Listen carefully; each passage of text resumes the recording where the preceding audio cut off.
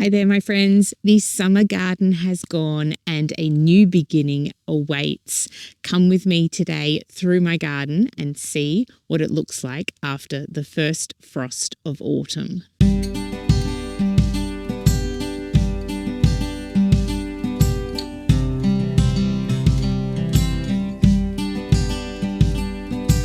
Now, I've been gardening steadily for over 15 years now, so I've seen so many seasons come and go over my period of gardening, but I've been away from the homestead and I didn't get to see our first frost when it happened. It sounds like it was a light to medium sort of frost, but it has really decimated my garden. And now I'm seeing the garden 8 days later after that first frost. Now, we have had the most glorious weather. It has been quite a warm autumn, despite the fact that we've had that frost. So leading up to the frost, the nights were getting towards 3 degrees, and then that one night was close to 0. I think for here, we always count it to be a couple of degrees under, so we definitely got the frost then. But now the nights are from 6 to 10 degrees, and it's about 23 degrees to 26 degrees during the day. Gorgeous weather. And if we didn't have that frost occur, we still would have had everything growing the way that it has been. So here's what my garden looked like in the middle of March. We were right in the middle of doing most of our tomato harvesting because the tomato season was quite delayed here and for most areas throughout Central Victoria and Victoria-wide as well. I'm even hearing that those in Tasmania were having the same sort of late season that we had here. And so there weren't as many tomatoes as we usually would have had, but we were definitely in the peak of harvesting lots of things and preserving them during this period. And then now here's what it looks like towards the end of April after we've had the frost and all the summer plants have died back. They've blackened and they are ready to come out. They are past ready to come out. The pumpkin vines have died back, the eggplants, the tomatoes, the zucchinis, all the beautiful summer fruits have passed it. And if I had been around in the past 3 weeks, I would have been pulling these out and starting to put more of my autumn plants in for a winter to early spring harvest. But it is what it is, and we get to see my garden in a new way because I haven't been around. So it's quite interesting coming back and also seeing how much growth there has been. I'm really excited to show you my brassicas. So let's go and have a look. All right, so this is one of my rows of brassicas. This is the early plants that I planted. So I will put the date on the screen of when I planted these and I'll show you some footage of them not too long ago. And now the netting is being pushed up. These hoops aren't really working anymore because the plants are getting taller than the netting. So this is my first time taking the netting off. Let's have a look underneath. Okay, I've got all these bricks holding this netting together, and I know there will be 1 or 2 of you that will ask about my hoops and my netting. So I will link my video about how I do the hoops. Look at those plants. They're so glorious. Let's take a closer look. I really can't get over how much these have grown in the past few weeks. They are incredibly big, and I have had family watering these. This one here is a Brussels sprout, and as you can probably see in here, the Brussels sprouts are starting to form in this one plant here. I've got this potato plant coming up, which wasn't there when I left, so that must be leftovers from the potatoes that we had harvested here, but you can see that the frost has affected that potato plant. I think this here on this brassica is a bit of sunburn. The leaf has been sort of squished under the netting, and perhaps the netting's gotten too hot, so it's sort of sunburnt a bit on that part there. But these ones here are broccolis. So I've got broccolis through here growing, and oh, can you see in here? There is a broccoli head forming on this plant here. These broccolis are looking so healthy and happy. I can see there are more heads in the other ones coming up slowly. So it's very exciting to see these very healthy, happy plants growing in my garden. The chickweed is coming back. So I use this chickweed as a medicinal plant. And then I've got these small little brassicas that I planted quite late in this patch. And you can probably see all the garlics. So I released a garlic video where I planted garlic in this row in between the brassicas here. And you can see they are all sprouting up out of the ground. So that's good to see. One other thing I've done in this row is I've put some beetroot seeds in between some of the brassicas, so they're quite thickly placed, and we will start eating these beetroot leaves in meals. And here I've got some cauliflowers. There's almost heads starting to occur on some of these cauliflowers. So I've got the cauliflowers with the beetroots in between down this side of the row. So I've planted everything quite close, but you can see how things are thriving even though they are really closely planted. And I've got some random kales coming up that I did not plant in this area. So they have started to come up all by themselves. They're pretty much everywhere all over my garden, the kales, because I let some of my kales go to seed. Look, there's a cabbage moth trying to infest my plants. Look, one's just laid an egg right there. See that egg there? So I don't have too much of an issue with the cabbage moth generally, and usually the cabbage moth has gone by now, but it's still around because it's still just gorgeous weather.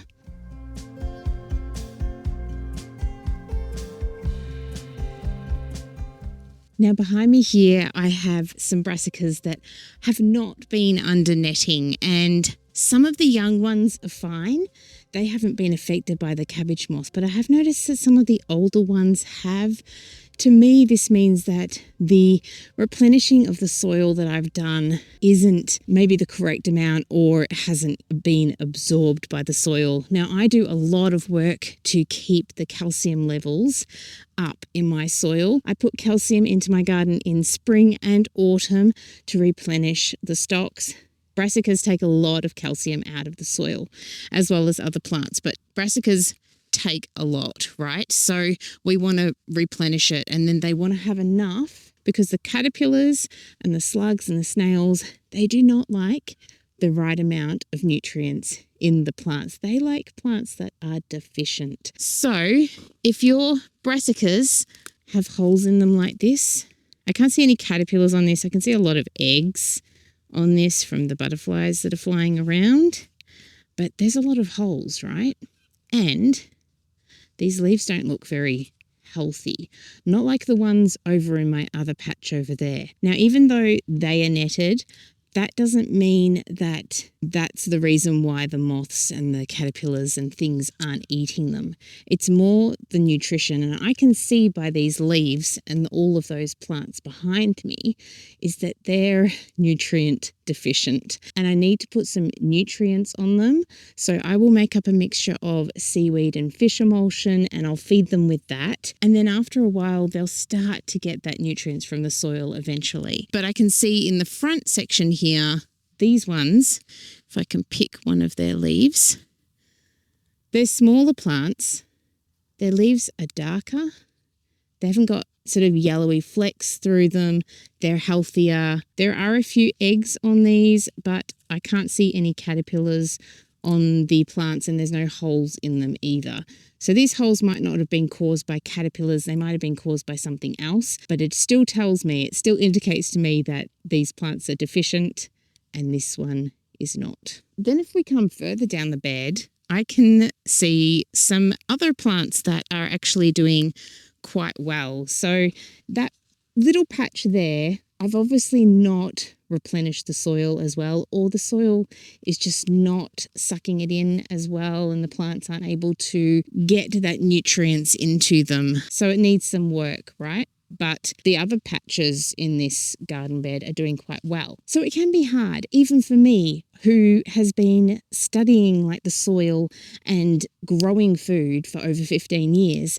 It can still be hard for me to get the proper levels in my garden. Even in one row, one little section is doing worse than the other sections. It could also be that these plants were deficient from the beginning. I believe I did purchase those seedlings from a nursery, so perhaps they've been deficient all along and they're just trying to get through. They're really struggling to get through, so I need to feed them up more.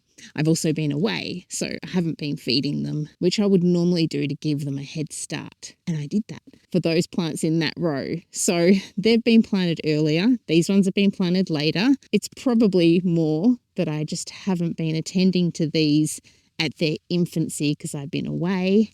Those ones there, they had me for a good month before I disappeared from the garden for a couple of weeks. So there's so much to learn from our gardens.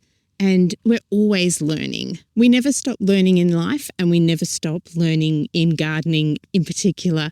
The weather can change, things can change. We have to move with the times all of the time with gardening, and we continually get challenged. And this is kind of the beauty and the darkness of gardening. It can get you down sometimes, but there are solutions to these things and we can always improve. And if we are working on the soil continuously, then everything's going to improve. It should improve.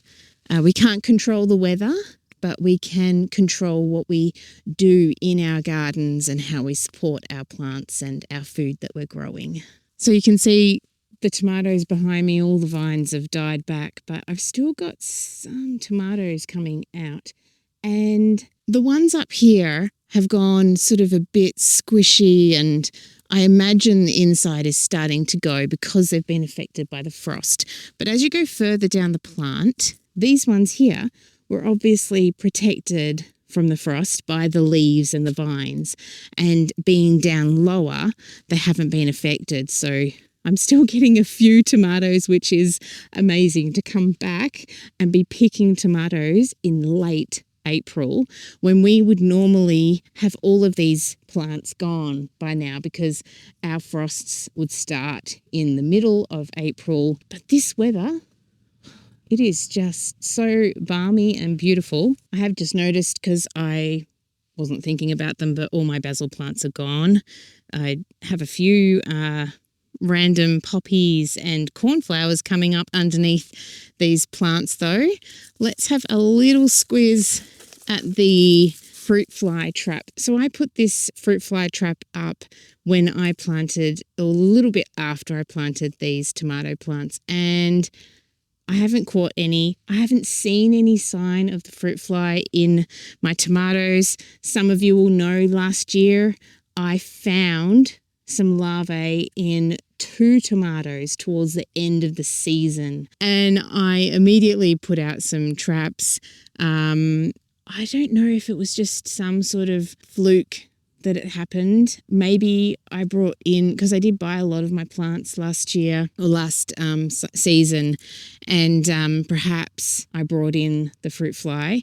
But yeah, I didn't find it until later on in the season, and I didn't have it in any of the fruit either. So hopefully this means that we're fruit fly free and that my methods of killing them, the ones that I did find in the tomatoes, worked. I froze the tomatoes and then I left them in the freezer for quite some time, and then I drowned them and then I burnt them. So I did all of the methods to get rid of them.